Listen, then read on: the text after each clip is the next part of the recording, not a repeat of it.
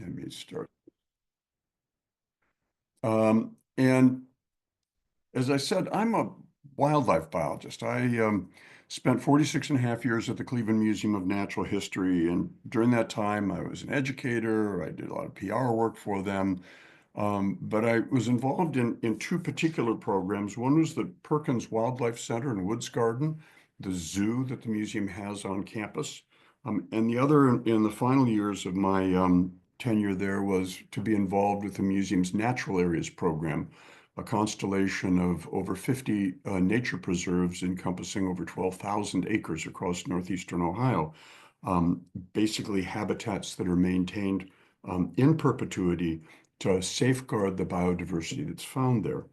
Um, I am not, again, as particularly much of a gardener. This is a picture of me and Tammy O'Neill rescuing a bald eagle at Meadow Marsh, a young bird that got blown out of the nest and injured a wing. And the good folks at Penitentiary Glen in Lake County were able to ultimately rehabilitate this bird.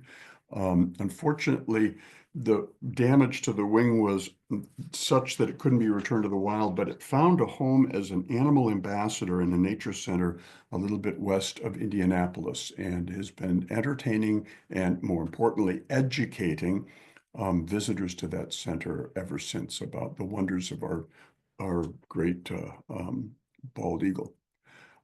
So I spent this time at the Cleveland Museum of Natural History. Here's a view of the new facade. If you guys are paying attention, this happens to be an exciting week in the life of the Cleveland Museum of Natural History. They are opening the brand new exhibit galleries. Basically, everything is brand new. Everything has been redone from, let's say, 4 years ago. And that happens this weekend. I think members opening is Saturday, opening the general public on Sunday. You might want to check it out. It's going to be a pretty cool place. This is the view of the outside with the fiber cement roof line that's evocative of a glacier sort of oozing over the landscape, sort of carving the landscape as we know it today. And the story of the surface of Ohio, northeastern Ohio in particular, that is told in water. Water frozen, water liquid, and how it shaped the landscape and created the right conditions for the habitats that we've found here in the past and we continue to find here, particularly on those 12,000 acres the museum has. I was trained at Cornell University and had a background in ecology, evolution, and systematics. After driving a truck for a year for the botanical garden, I ended up working as a fledgling curator of live animals with this brand new Perkins Wildlife Center, which was a small zoo of native wildlife attached to that. We had a wildlife rehabilitation center that we took wildlife in, and the animals we couldn't release were the ones that we trained for both exhibit and education. And I started there thinking I'd do that for a couple months, maybe a year, until I went back to grad school. And 47 years later, I retired. So anyway, best laid plans, great place, and very exciting times ahead for it. When you work at a museum of natural history, by definition, you come face to face with the specter of extinction. This is Dunkleosteus. This is the head shield of a placoderm fish, an arthrodire fish, which means joint-necked, that occupied a shallow ocean that covered Ohio 360 million years ago. At the time it lived, it was the largest predatory animal we think that lived on planet Earth. It was a magnificent beast with two balls and socket joints by that big opening in the top of the skull that allowed the top of the skull to flex upward while the jaws flexed downward to increase its gape to a massive opening so that it could grab things in its jaws in which it did not have teeth but meat cleaver-like surfaces for slicing sharks and sea scorpions and other tasty things in the late Devonian seas. Anyway, unbelievable animal. One of the most satisfying things of closing out my career at the museum was working with uh, Senate President Larry Ophoff and Governor Mike DeWine to name Dunkleosteus as the official state fossil fish for the state of Ohio. So this is an icon we all can be proud of. But End of the Devonian, climate change happens, these guys all become extinct. Matter of fact, not just Dunkleosteus torelli, this particular organism, but every one of the placoderm fish. It's the only class of vertebrate animal that's ever become extinct. They seem to be so well adapted for the life and times, but they couldn't adapt to the changes that were happening in the world at the time. So again, you come face to face with extinction. This is Jane, a juvenile T-Rex.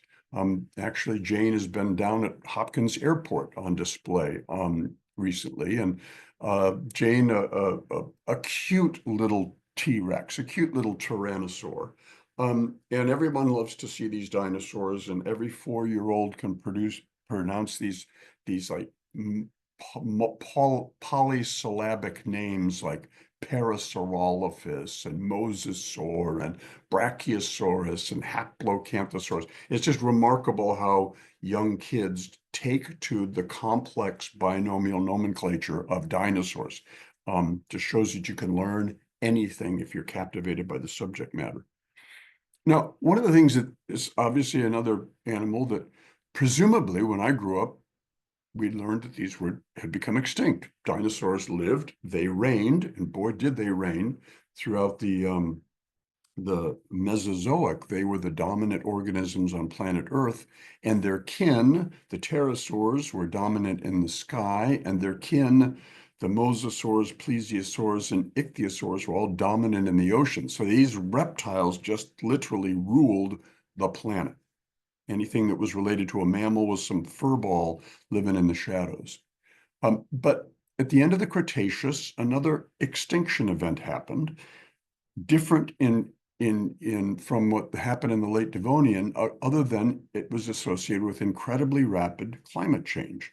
And that rapid climate change was caused by an asteroid smashing into the Yucatan Peninsula and causing Earth to have a rather bad day, week, month, and series of years when the atmosphere was plunged into darkness, temperatures plunged, everything just went wacko, and we lost probably 70% of all living things on the planet. But I was told that dinosaurs became extinct. They were done. And because they became extinct, that allowed mammals who survived this Cretaceous extinction to evolve into us and to the mammalian diversity we see today. But we've learned certain things. It turns out that discoveries that were made in Liaoning, China back in the 1990s showed that all the dinosaurs they found, the two-legged dinosaurs, had evidence of feathers.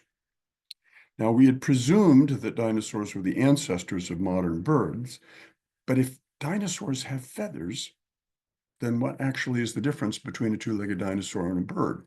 And the answer is nothing. Ornithologist, paleontologist, entirely comfortable with that statement. There's nothing. Flight is not a big deal because not all birds fly. So it turns out that dinosaurs did not become extinct. They did survive the Cretaceous extinction, but they did so in the form of birds. Okay, the non-avian dinosaurs became extinct. So Blackburnian warblers or bald eagles or chickens. And of course, what's cool about this is recognizing that birds are in fact dinosaurs. That means when you go to KFC, you get Kentucky Fried Dinosaur. Just saying. Probably the most compelling thing I would encounter every day at the museum was a small exhibit in our Sears Hall of Human Ecology that had a brace of passenger pigeons. Passenger pigeons are birds that look very similar to our mourning dove, but probably twice their size, and were once thought to be the most numerous bird on the planet. And there were 3 of them mounted in this particular exhibit. This is one of them that we took into a studio to get a photograph of. And you can see, even though the mount was over 150 years old, you can see the iridescence on the neck of this male. It was in beautiful condition, as if it might have been alive a couple weeks ago. And it always captivated me about the passenger pigeon and their story and how they became extinct. So here's a family of passenger pigeons, illustration here by Ellen Brooks with a male in the middle, female on the right, and a young fledged squab on the left. These guys lived in huge numbers. This is an etching that shows gunners going after what's been called a river in the sky. Only the river is not water. The river is a torrent of living birds emanating from the south, going north in the spring, or vice versa in the fall. And these escapades, these in migration, were so vast that Alexander Wilson, the great painter and author of American ornithology back in the 18 single digits and double digits, once observed a single flight that conservatively he estimated there were 2.2 billion birds in the flock. Audubon observed a flock near Hardinsburg, Kentucky, where he estimated 1.1 billion birds in a flock. He talked about the flights darkening the sky as if by an eclipse. And these were considered to be the most numerous birds on planet Earth. I'll just let that sink in. 5 to 7 billion strong in 1800. The most numerous birds on planet Earth. Now, if I want to show you a picture of passenger pigeons today, you'd imagine that they'd be coursing over the great forests, the unbroken temperate forests of eastern North America, which was in fact their habitat, feeding upon the mast, like these beech nuts from the beech tree that you see here, scouring up off the forest floor. There's a painting by David Hagebarmer that shows them coming in low, looking for those things. But again, if I wanted to show you a photograph of passenger pigeons, remember, in the mid-1800s, photography had been developed. Well, this is what it would look like. There are no photographs of wild passenger pigeons, which is just blows your mind. There are a few of birds in captivity, and they were maintained in captivity. You see this female here, and you see an actual egg and a nest in an aviary in Chicago. So that they did exist in captivity, but nobody was able to ever record these phenomena of nature. They were like a biological storm, is what Aldo Leopold called them. And just must have been a magnificent sight. Here's a young squab. Now, in 1620, this is where the virgin forest was in North America, and much of that virgin forest east of the Mississippi was temperate forest, particularly up in the northeast, north central quadrant of the U.S. And this was where the passenger pigeons bred. The larger blue line here shows their total range, but the line that you find that kind of hugs the Great Lakes over to New England, that was their breeding range. And it turns out that they were nomadic mast specialists that would return to their breeding grounds in February of the year. They would search out places that had had a large mast crop. Now, this year has been a fabulous mast year for our oaks. And I've got a red oak rather in the backyard. And my neighbor's got three red oaks rather. And basically we've had like an inch to 2 inches of acorns covering the yard starting the end of August. I mean, it's been a remarkable year for oaks. And masting is a strategy that oak trees have and the beech trees have and other masting trees. And oftentimes they don't have the same amount of fruits that they produce every year. And this is by design, by evolutionary design. What they do is they flood the market one year, and then next year, nothing. The year after that, perhaps nothing. It might not be until 3 years or 4 years that all of a sudden you have another huge mast crop. And part of the strategy of that we infer is that they're trying to keep the acorn eaters at bay. There's no way that the squirrels and the turkey and the deer and the blue jays and the passenger pigeons and every other animal could possibly anticipate where those cornucopias would be, where those enormous harvests would be. And therefore, they could flood the market with mast and ensure that some of that mast would turn into young trees. The trouble is that as we started settling, those of us of European descent, we landed on the Atlantic shoreline, and New England was rapidly settled, and Virginia and the Mid-Atlantic region was rapidly settled. And the first thing we did was to fell the trees to clear the spaces for our farms. And also the wood was fuel for all sorts of, our engines of industry, early engines of industry, and the fuel for the Industrial Revolution for that matter. So you see that you get this thinning of habitat smack dab in the sweet spot that the passenger pigeon likes to go. Now, passenger pigeons had developed a nomadic lifestyle so that they actually could find the places the mast had been produced the fall before, protected by the snows of winter, and then nest by the hundreds of thousands, if not millions, the following spring. And then the next year, they'd be gone to some other place that had masting. And so they had evolved a strategy that basically required the entire temperate deciduous forest biome of eastern North America, that they were able to very, very successfully find this abundance of resource and perpetuate their species and become the most numerous species in North America. The fly in the ointment was it required vast forests over a vast geographic area. And whereas Native Americans certainly loved eating passenger pigeons when they were in town, since they weren't always in town, they were an irregular food supply for them. And even though Native Americans were certainly managing habitat, particularly clearing lowland forest and creating farm areas, they weren't doing it at the scale that settlers were, and particularly when that activity was facilitated by technology. Technology, of course, in this case being railroads, which gets you all over the place where you can get into all sorts of mischief, like clear cutting huge amounts of area and removing all these oak trees and beech trees and mast producing trees. And you might say, yeah, well, it's okay. These trees will grow back, right? Succession. But, it might be decades before you get a forest that's actually producing mast again.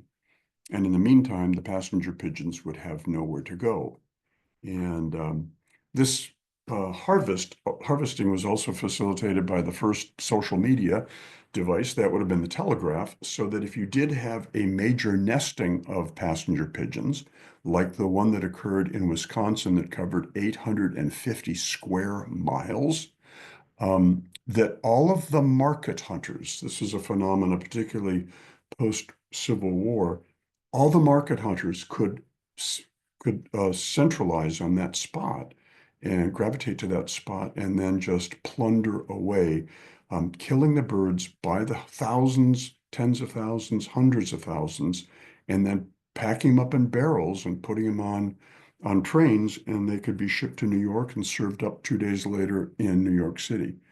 This is just one example of one group going up on a private car to the upper part of northern Michigan and having just a small little outing. Just a group of 1, 2, 3, 4, 5, 6, 7 men, I believe, were involved in this. And look at all of the snow geese and Canada geese. There's sandhill cranes, there's swans, there's passenger pigeons. I mean, it's just whatever was out there, they shot, because the view was all of this natural wealth was limitless and could not be diminished in any way, shape, or form. Here again is if you upper left, you see hunters shooting them in the wild, and then you pack them in barrels, put them on a steam locomotive, like locomotive number 1 there. They get shipped to New York. Lower left, you see the Fulton Meat Market in New York City with all sorts of wild game in it. And from there, the chefs at Delmonico's could get their passenger pigeons and serve up Ballantines of squab a la Madison. So passenger pigeons were fine eating. And so this relentless market hunting coupled with the discretion of their habitat. And I'll just give you, these are some interesting images of the traps that were sometimes used to get live pigeons. And if you notice on the lower right, there is a place where you would have a thing called a stool pigeon. And that was a bird, a live bird that would be tethered there. Its eyes would be sewn shut so that it would be calm.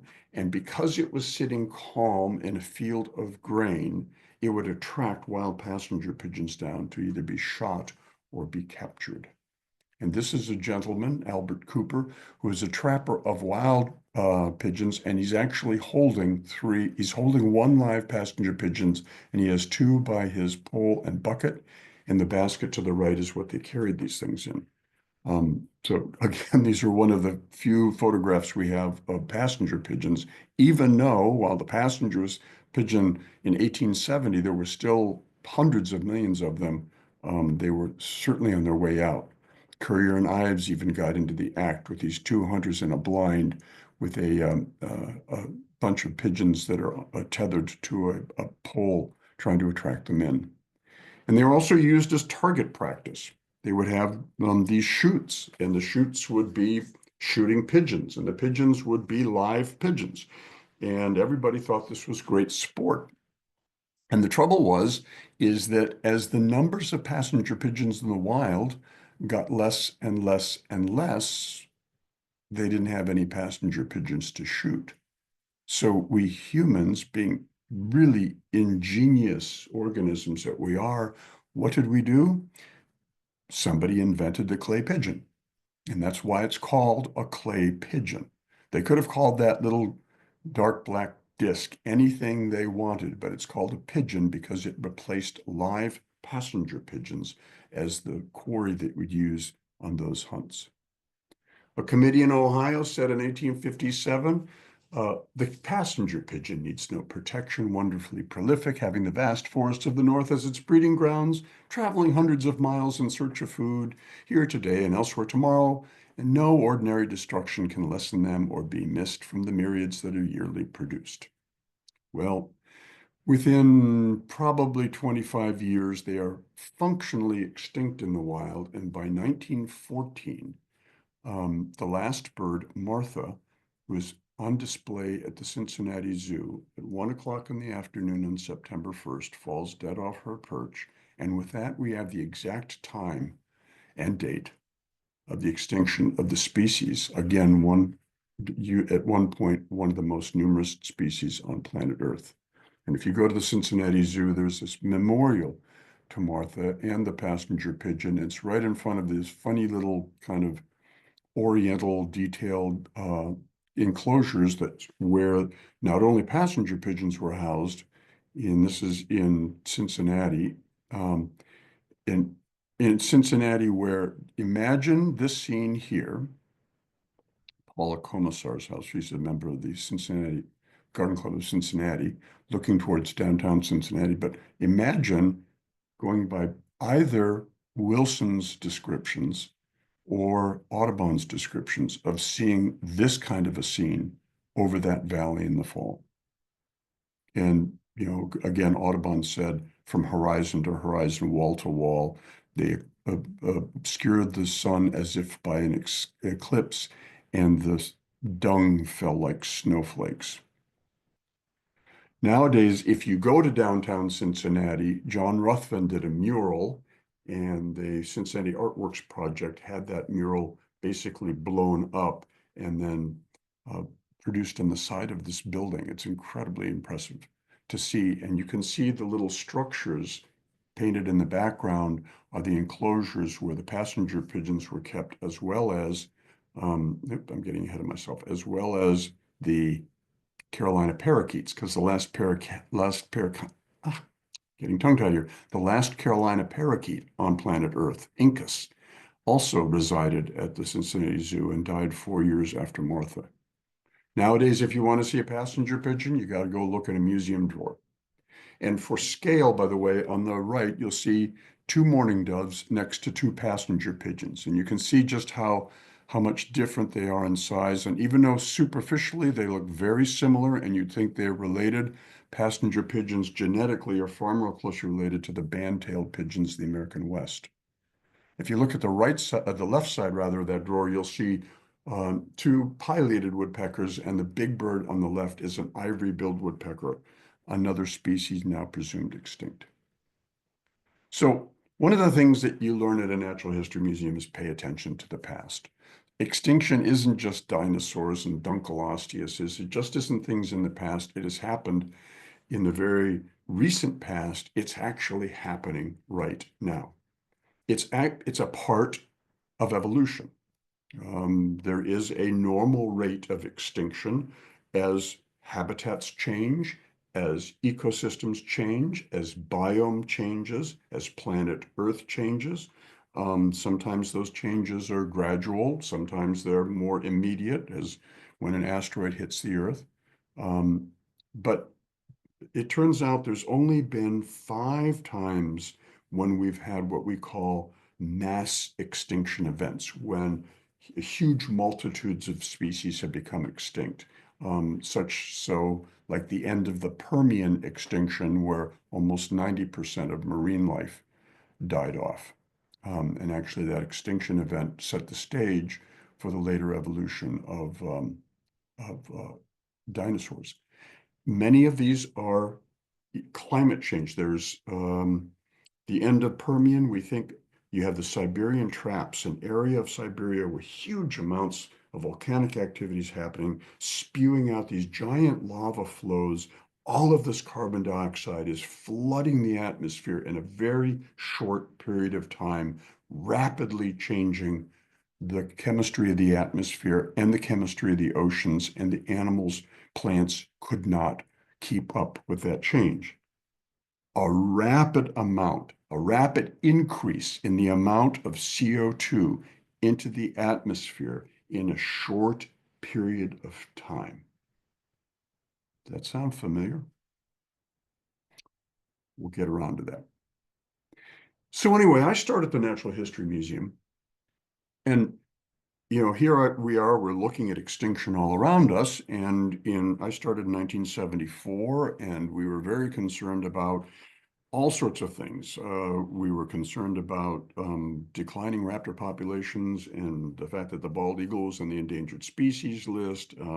We were worried about all sorts of environmental calamities caused by pesticides, caused by the befouling of our air, by the contamination of our waters, by the destruction of our habitats, by the spread of just human, the human footprint across the landscape.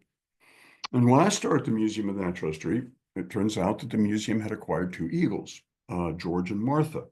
And the notion was that we would have an enclosure, and courtesy of the Ireland family, we got the funds to build a large enclosure on the east flank, and that we petitioned the U.S. Fish and Wildlife Service to get a couple eagles, and we were going to try and breed these eagles in captivity and produce eggs or babies, which we then could offer up to the Ohio Division of Wildlife and the U.S. Fish and Wildlife for placement in wild nests to bolster the population of eagles in the state of Ohio, because eagle numbers were crashing.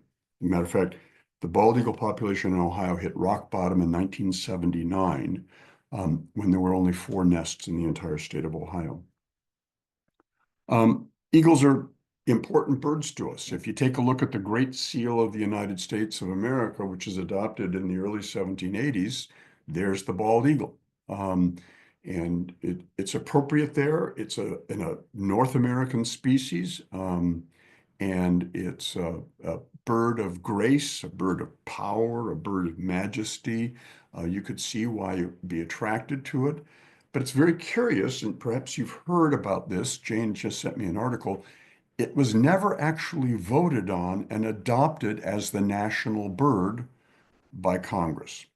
It was the seal of the United States was accepted, but not the bald eagle as our national bird. So we've always called it the national bird, but it isn't.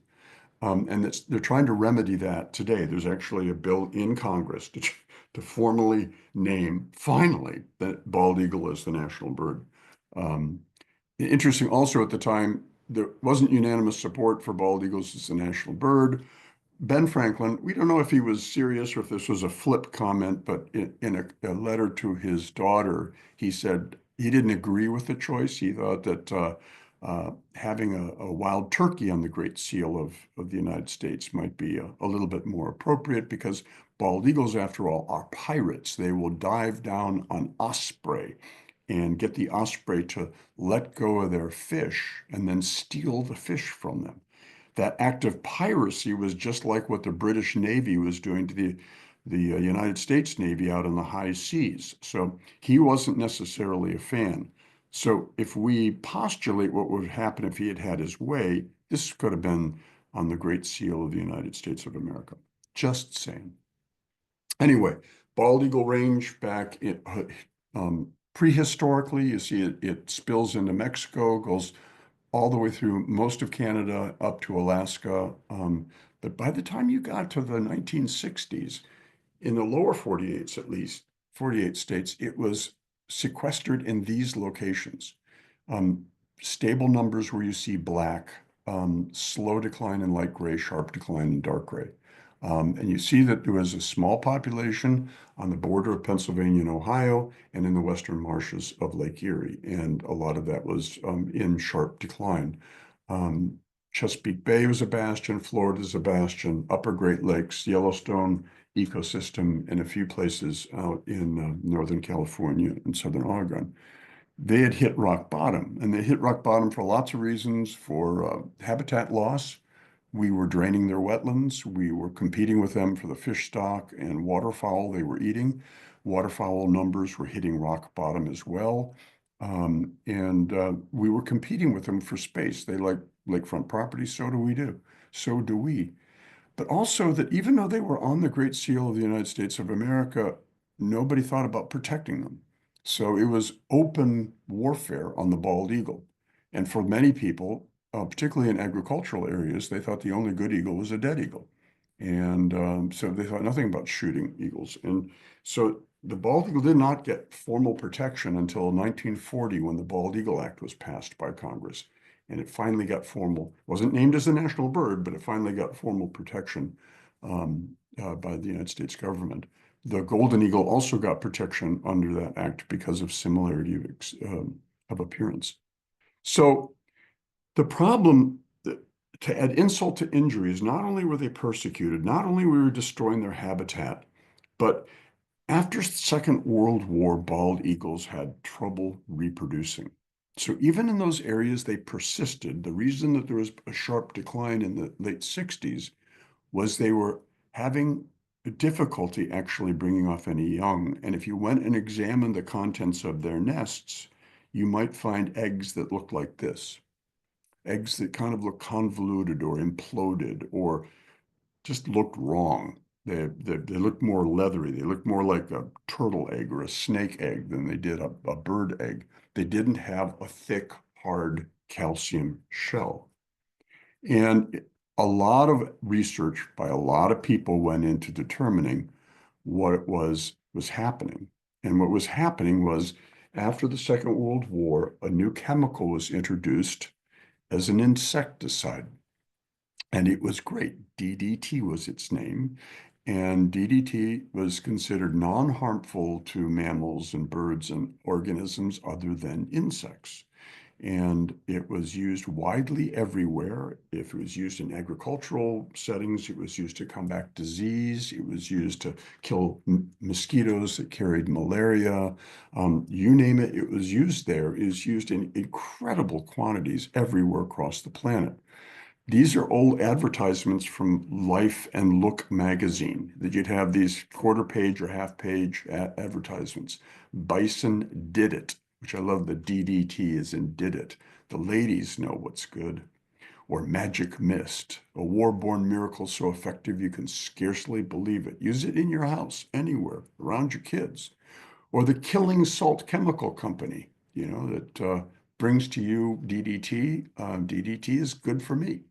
It's good for fruits. It's good for steers. It's good for the home. It's good for dairies. It's good for row crops. It is good for industry. DDT for control of household pests. The only problem with DDT, including kibosh DDT powder, which banishes bugs, lice, fleas, ants, and other pests that crawl, is that if you disseminate it in the environment, and it gets out into a wetland, for instance, and you've got perhaps, particles per trillion in any given concentration of water. It happens to be fat soluble and it doesn't biodegrade. It's got a functional half-life of decades. And so if it is encountered by a phytoplankton in the water and it picks up a molecule of DDT, it has no way of breaking it down or getting rid of it, or it's just stuck with it. So it kind of salts it away in its one-celled body. And when those phytoplankton are eaten by zooplankton, every phytoplankton they eat has got some amount of DDT in it, and then it concentrates in the zooplankton. Each individual one then is a reflection of how many phytoplankton it ate. Well, that's how many molecules of DDT it has in it. And those zooplankton then are eaten by small fish, which are then in turn eaten by large fish. You get the idea. You get the top of the food chain where the eagle resides, where the bald eagle resides, where brown pelicans and common terns reside, where most of our accipiter hawks probably resided, but they were dying off and we didn't see what was happening because they were too secretive perhaps for us. But pervasive through top of the food chain predators everywhere, was in birds rather, is you'd see, or predators everywhere, where you would see the concentration at the top of the food chain of DDT. But in birds, it had this incredibly distinctive impact of causing them or interfering with the female's ability to put a good thick eggshell down in her egg. And she'd lay an egg. If it had a 15% or larger reduction in the width of the shell, the thickness of the shell, it would not hatch. And so just with that, we lost a generation of those raptors.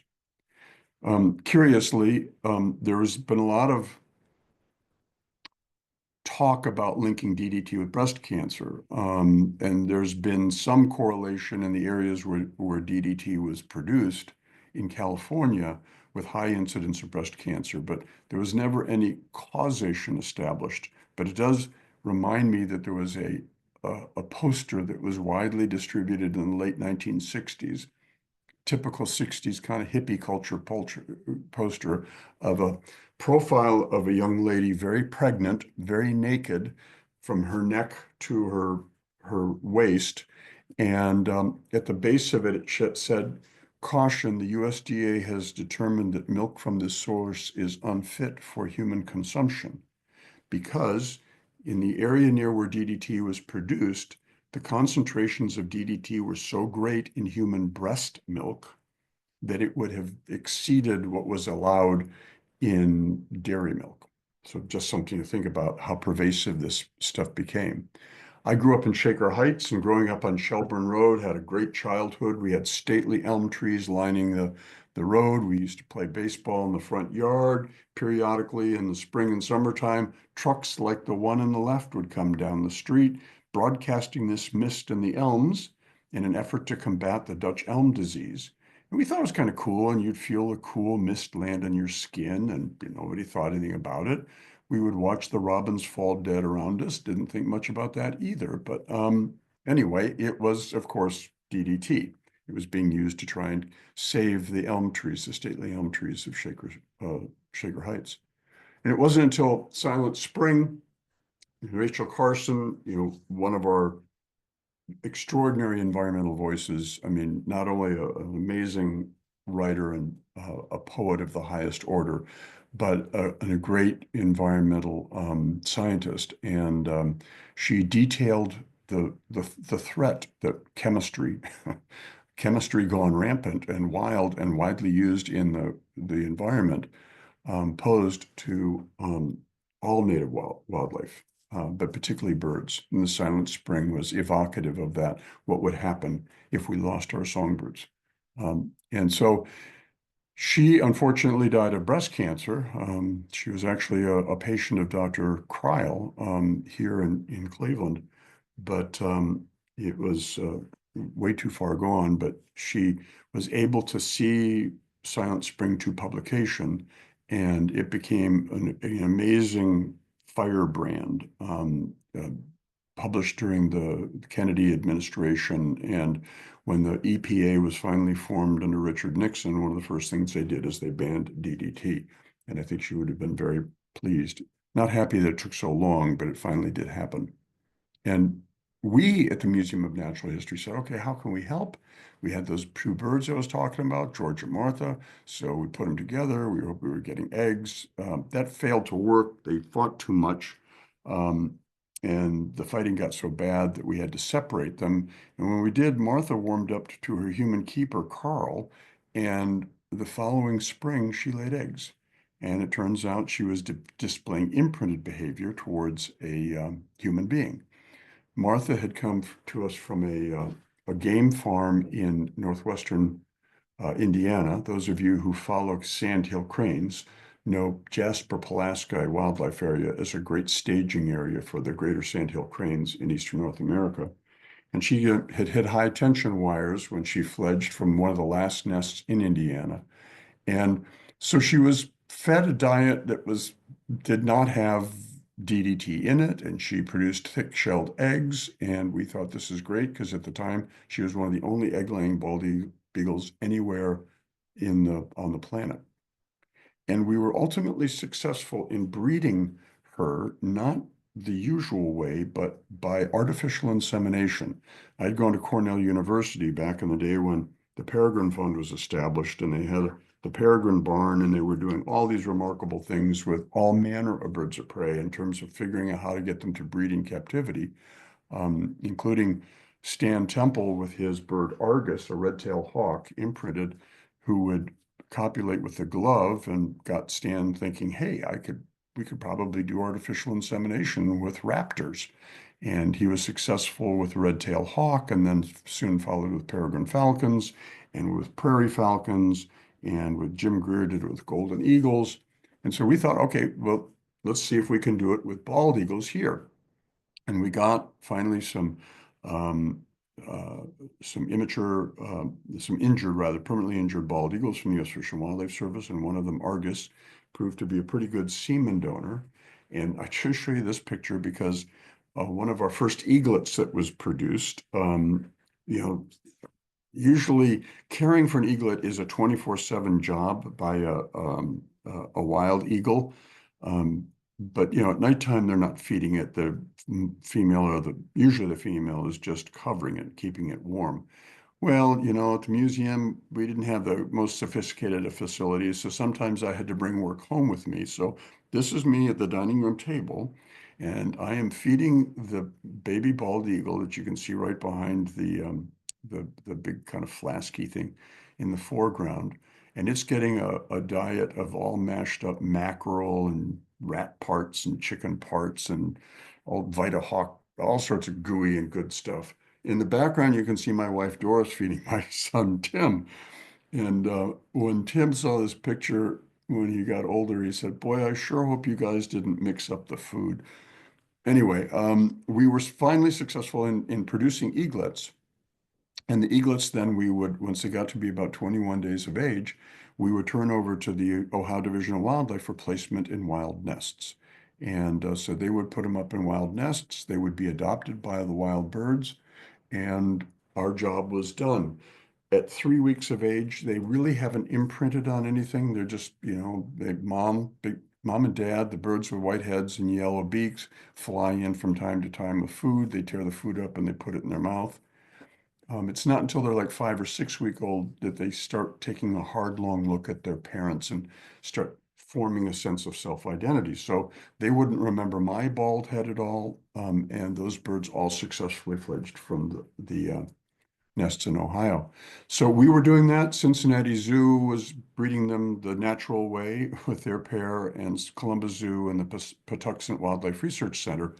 And all of us were trying to produce eaglets that could be used to be fostered into wild nests to bolster the population that we had, to make sure that the nests that still existed in Ohio, those 4 nests that survived, would in fact produce eaglets every year, and we could build up that population with those adults parenting them who were truly Ohio eagles. And It was incredibly laborious. It took us 10 years to get our first successful eaglet hatched. And we were in the program for about 15 years. But by the time you get to 2020, the Ohio Division of Wildlife did a statewide census. Not, this is a volunteer participation census, but they estimated 707 active bald eagle nests in the state of Ohio. And you can see where they're clustered. They're certainly in Cuyahoga County. There's one that nests on MLK, not too far from St. Clair. Um, but you can see the Western Basin is still a stronghold of eagles as it was back in the 1960s. I'd estimate that today the population of bald eagles in the state probably exceeds 1,000 nests. And if there's 1,000 nests, that's 1,000 males, 1,000 females. If they produce two youngsters a year on average, and then there's a large non-breeding population because it takes them 5 years to get their complete snowy white head and tail. We probably have a population of 5,000 eagles in Ohio alone. So the bald eagle is back. I mean, this is a remarkable conservation story, and its success is because of all of this stuff. I said adopted as the national bird. I meant it's on the nationals, the seal, the Great Seal of the United States. The Lacey Act was an act that was passed in 1900 that first granted protection to wildlife. The Migratory Bird Treaty, a seminal treaty in 1918 with Canada and Mexico that protected all manner of migratory birds. And birds that were allowed to be harvested were classed game birds, but they came under scientific management so that their numbers could be sustained. The Bald Eagle Act passed in 1940 finally conferred protection to bald eagles. And then after the formation of the EPA in the early 70s, the rapid succession of Clean Water Act, Clean Air Act, the EPA ban on DDT, the Endangered Species Act. In the 90s, we had the ban on lead shot over water. And finally, in 2007, something that, boy, when I first started the museum in 74 and got involved in this, I never saw coming.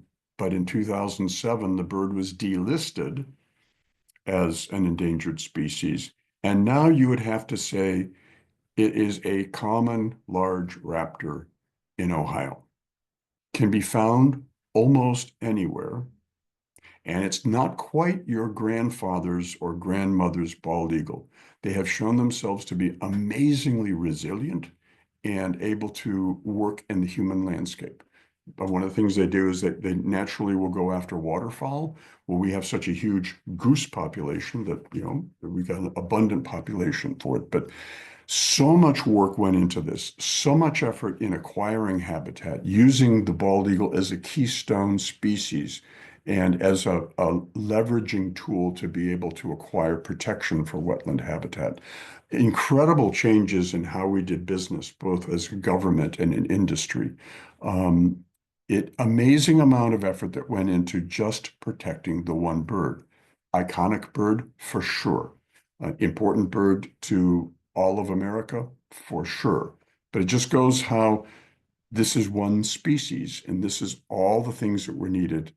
This was the recipe to bring it back, but back it is. Similar story happened with the peregrine falcon. They didn't become endangered because of habitat loss. They actually started nesting on the first skyscrapers that humans produced, feeding on pigeons in the city. But they succumbed to pesticides, particularly DDT and dieldrin and eldrin. And we were involved similarly with peregrine falcons and the nest on the terminal tower, which is the first nest, the second nest in the state of Ohio. And two birds show up and they start flirting with the 12th floor of the terminal tower. Then we build a platform for them because peregrine falcons don't build a nest, they make a scrape in gravel on a cliff face. And they really like this, and it has gone on to be one of the most prolific nest sites in the state of Ohio, producing young year after year after year. This is a particularly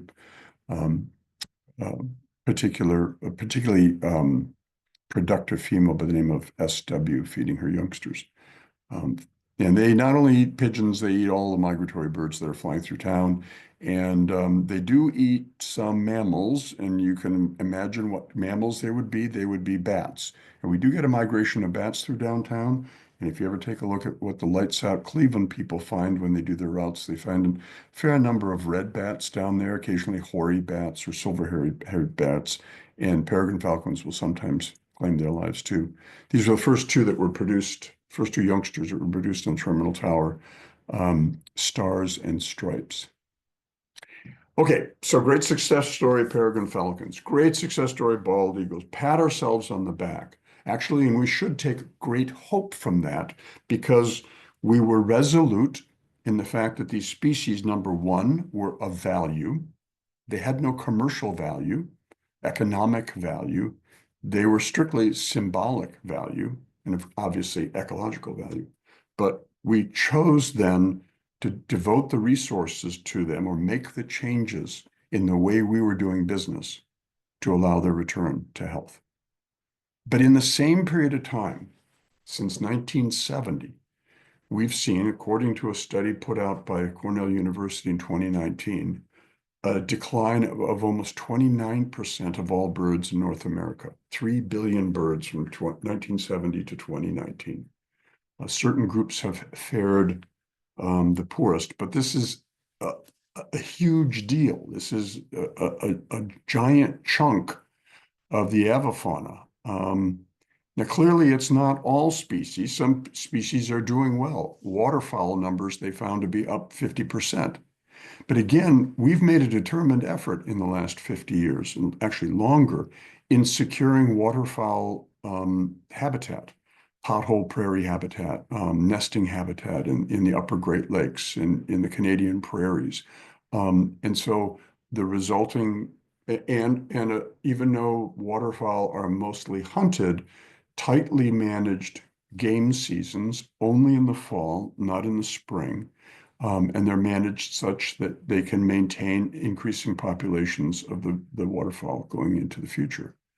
We've seen a 200% increase in raptors, and a lot of this is the rebound from the banning of DDT. Turkeys, well, turkeys, were extirpated from Ohio. Most of the states in the original range found it desirable to have turkeys back. So turkeys brought in originally from Virginia or the Carolinas where they persisted were translocated, turkeys that had some street smarts. And now we have a huge population of turkeys, and you can see them throughout the wooded parts of Ohio and elsewhere.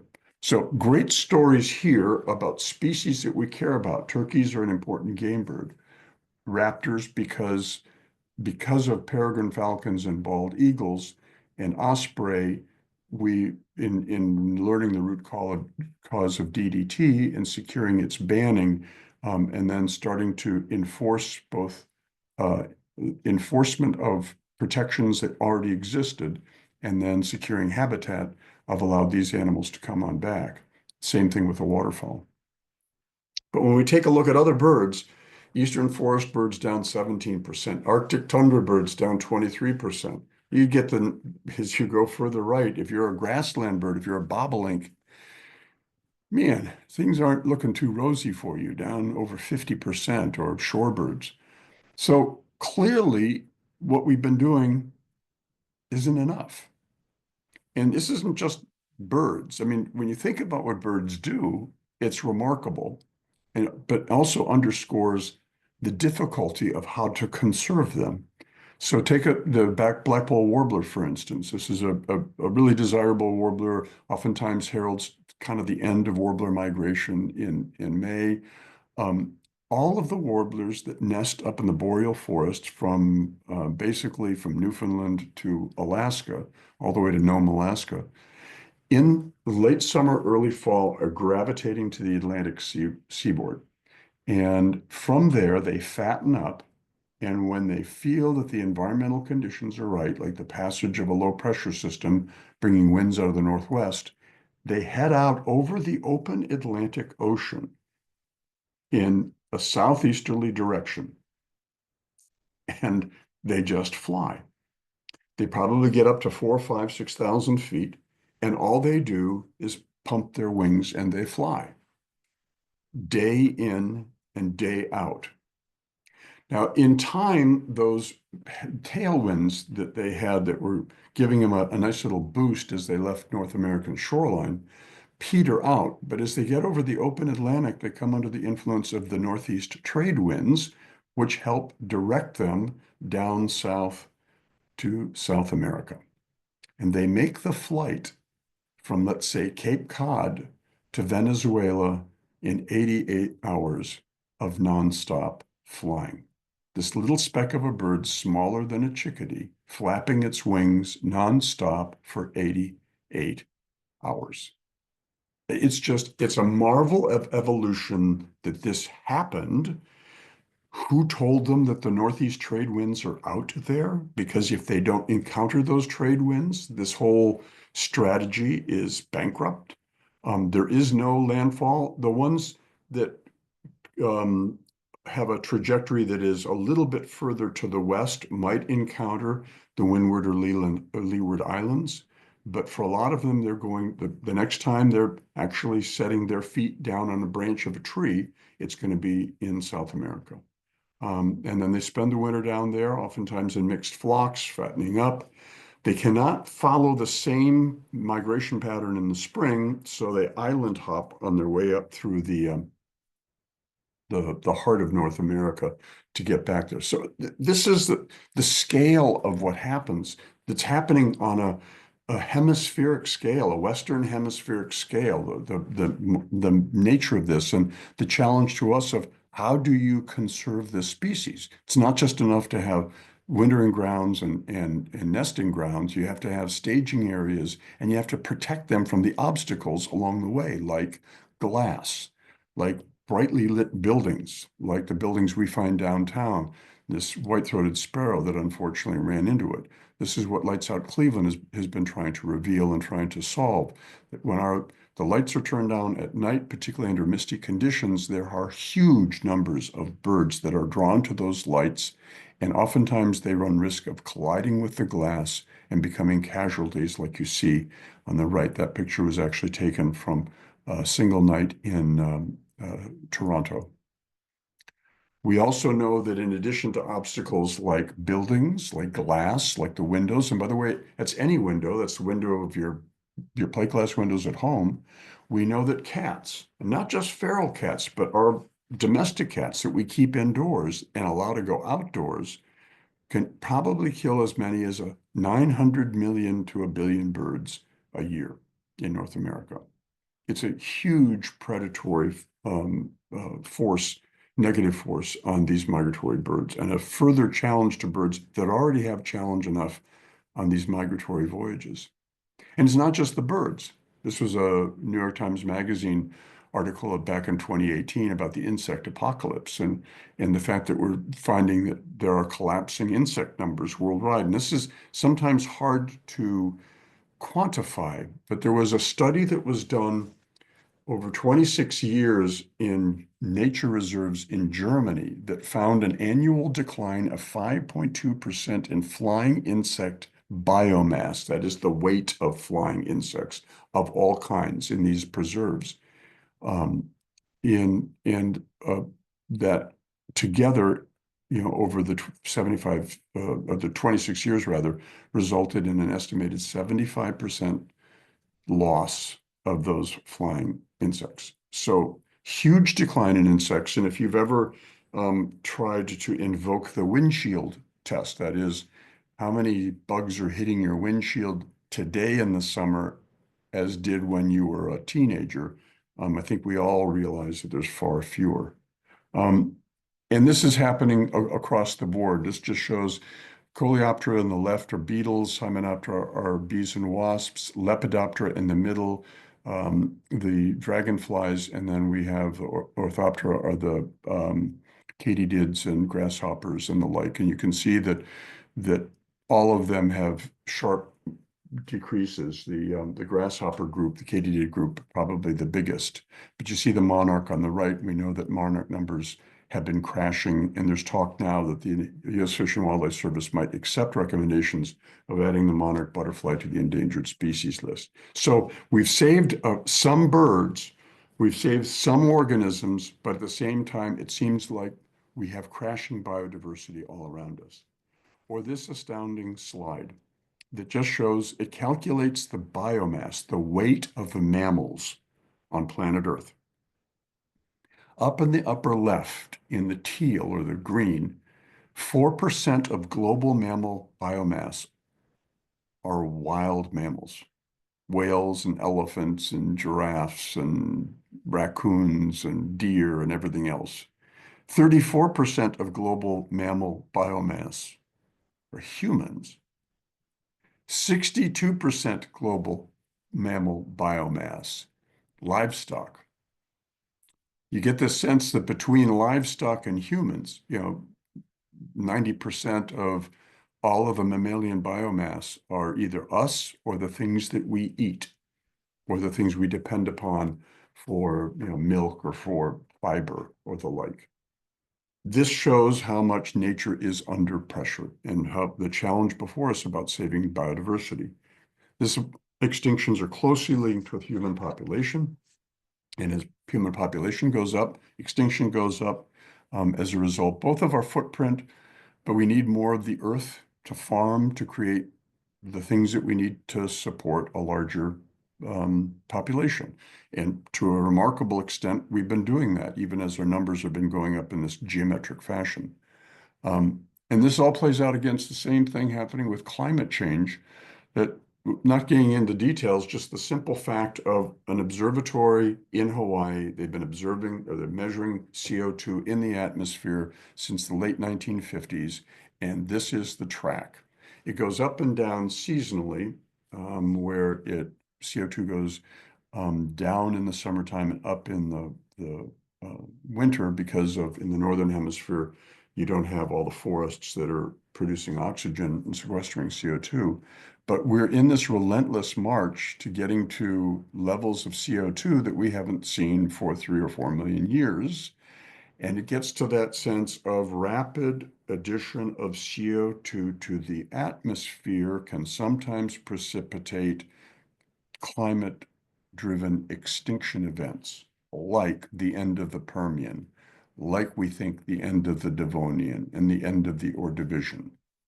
And so the sobering fact is that we might be talking about 6 major extinction events on Earth: the Ordovician, the Devonian, the Permian, late Triassic, Jurassic, the Cretaceous, and now the Holocene extinction, which of course is driven by nothing more than us. We are, in fact, the asteroid, if you will. Habitat loss, change, contamination, alteration, it equals extinction. Maybe we need a new approach.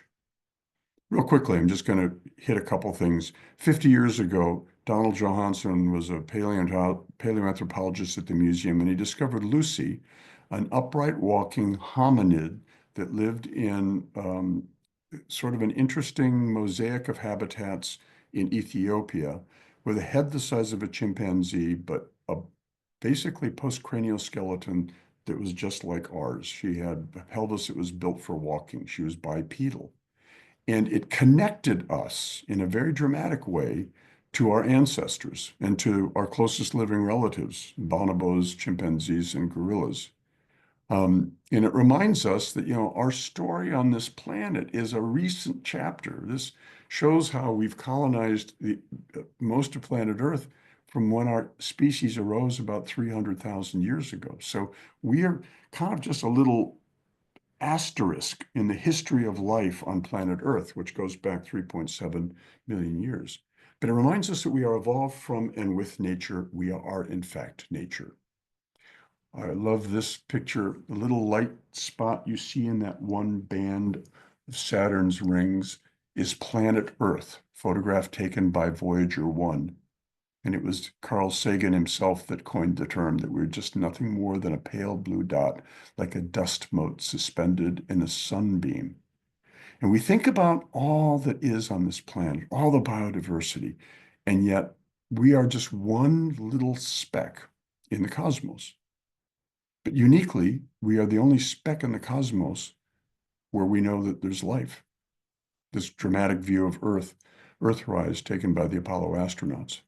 Earth is this incredible planet, blue planet, because we've got so much liquid water, the white clouds, the water vapor in our atmosphere, and then the continents, some of them which are bright green with the vegetation that's upon them.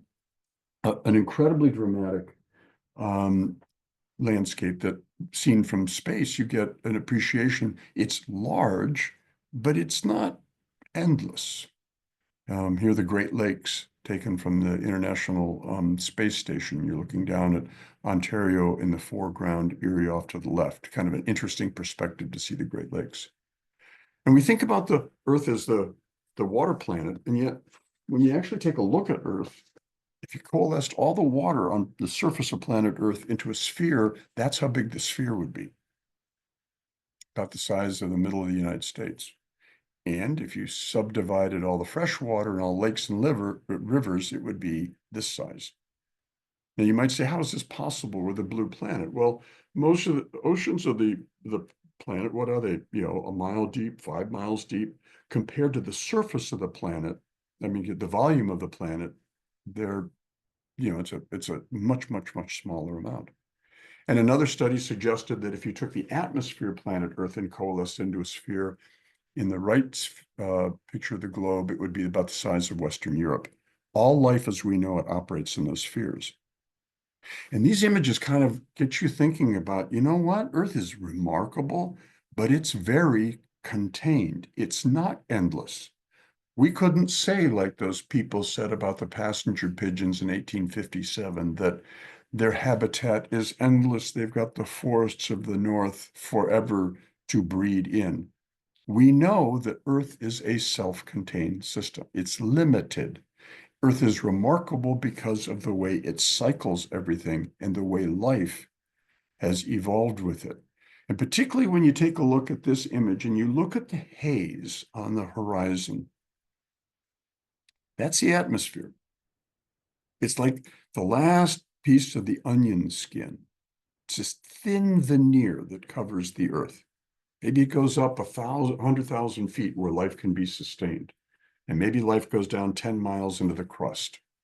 And in that narrow range, maybe a 25-mile range, all life exists in the width of that range. And of course, in the circumference and enshrouding this incredible sphere. Vladimir Vernadsky was a Ukrainian biologist who first coined the term biosphera, this idea of this thin veneer that sustains life on the planet, and that you have so many cycles within it, whether it's the nitrogen cycle and the carbon cycle and the sulfur cycle, the water cycle, where all of these nutrients are constantly being mixed up and recycled over and over and over again. And life plays a distinct role in that. And I know I'm going long, so I'm just going to hit this really quick. This is just a timeline, oldest to the left, youngest to the right. If the Earth coalesces at 4.5 billion years, by 3.7 billion years ago, we have the first evidence of life, one-celled organisms, these prokaryotes. And we call it LUCA, the last universal common ancestor. Whatever that organism was, it would ultimately give rise to all of the lineages of life that are on the planet today. But also notice in the middle of this, just before the Proterozoic, we have the evolution of cyanobacteria, and we have the great oxygenation event, where living things percolating in the ocean start spitting out the oxygen they've claimed by using the sun's energy to harvest carbon from water, where the byproduct is oxygen, which they spit out. And that oxygen starts accreting in the oceans and changing the chemistry of the oceans. And ultimately, some of it spills out into the atmosphere. And over long periods, billions of years, actually changes the atmosphere of planet Earth, changes the oceans of planet Earth. And that sets the table for the evolution of higher life forms in the Phanerozoic. That sets the table for the evolution of the life forms that hop into play at the start of the Paleozoic. Many of the familiar life kind of designs that we find familiar today. So We are the beneficiaries of 3.7 billion years of life and Earth evolving together. Drew Lanham said, we have the same soil, same water, same air, same earth. We all share the same fate. Like, we're all in this together in the biosphere, and what we do affects everything around us, including us. So nature, like this red-winged blackbird in male doing his conqueree call, is saying, pay attention, wake up. Let's save the world. Where do you start? Well, it turns out that both Edward O. Wilson, probably our greatest biologist, the Darwin of our century, and Tony Hiss have both come out with this idea of half Earth. We should preserve half of the Earth for us and for our agriculture and for our technology and for all of the other things we need to be humans to advance our civilization, and half for all the other biodiversity on the planet. And if we did that, we could probably sustain most of the biodiversity on the planet. And we now think that there might be as many as 10 million species of living thing on the planet. And so this idea of half Earth, and it sounds like how could you possibly do that? Well, if you look, you take a look at the Appalachian Mountains that are mostly been free forested, you look at the boreal forest, you take a look at the forests of the Rocky Mountains. If you could preserve a big chunk of the tropical rainforests in Brazil, you could see how there still are huge chunks of wild places where you could sustain nature, and many of them are hotspots for biodiversity.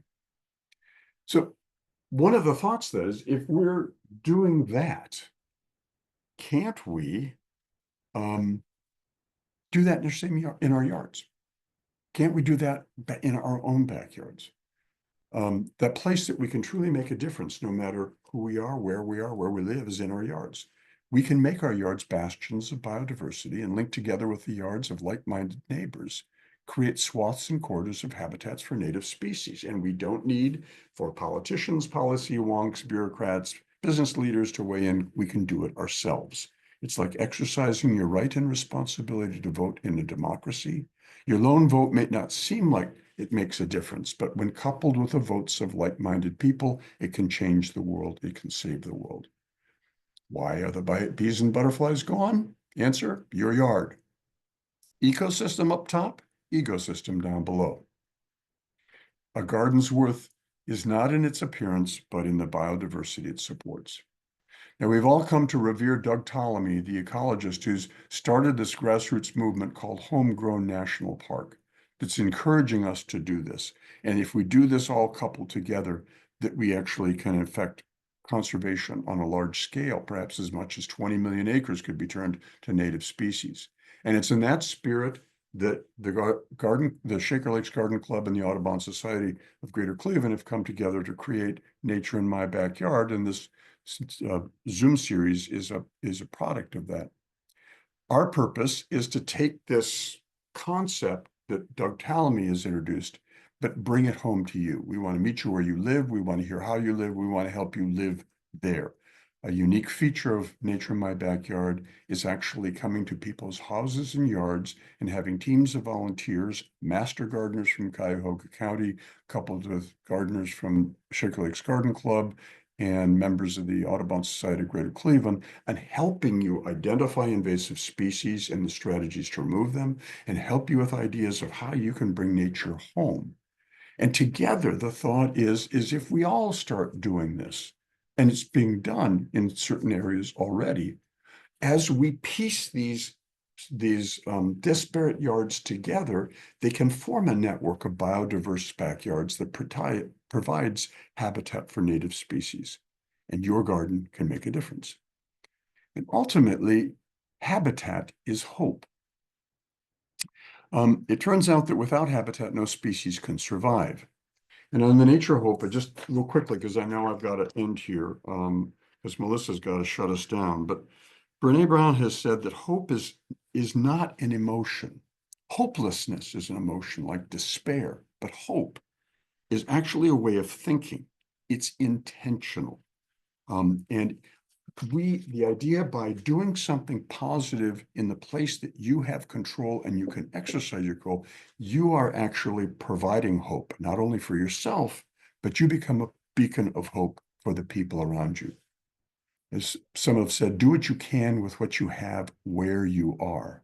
And of course, Margaret Mead's famous quote, never doubt that a small group of thoughtful, committed citizens can change the world. Indeed, it's the only thing that ever has. This is all coupled to the concept of stewardship, which I like to think of as the careful and responsible management of something entrusted to one's care. Implicit in its meaning is leaving it in better condition when you're done than when you first started.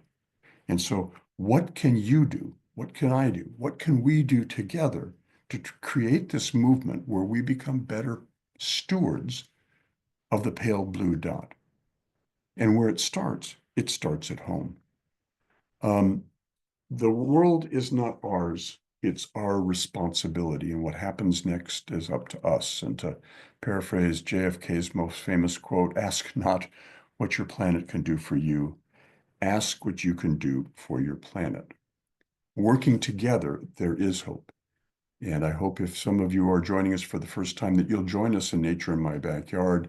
And working together, we can affect change here in our own backyards and create a network that sustains the biodiversity of this region, that will link to other places that are hotbeds of biodiversity and provide a roadmap for how we can save biodiversity going forward. And I thank you. I'd like to thank these fine folks for inspiration, for images, for expertise. And I will leave this up for anyone who needs it, a barcode that will take you to the Nature in My Backyard webpage. I think we're probably don't have any time for questions, and I haven't seen if there's anything in the chat box. As many people have said, I'm a man of many words. I apologize for that. If nothing else, if I convey to you that we've tried hard in the past to affect conservation. And as a matter of fact, there was a great line that the former dean of the School of Forestry, Environmental Sciences at Yale said that, for 30 years we applied science to trying to save endangered species. And then we realized the problem wasn't loss of habitat and things like that. The fact of the matter is the real problems were selfishness and greed and things that seemingly beyond our control. This is a way of flipping the script on that there is hope and we represent the hope, and that if we can do our part with what we have, where we are, that in fact there's a great hope for the future. And I hope you join us. Thank you very much. And since I'm also the moderator, I think that's it. If you have any questions, if you want to go ahead and forward them through natureinmybackyard.clevelandaudubon.org, or my actual email is harvey.webster59@gmail.com, and we're happy to answer those questions. I thank you all for your participation, and I believe we're done. Thank you, Harvey, for a great presentation. You are quite welcome. So long, everyone.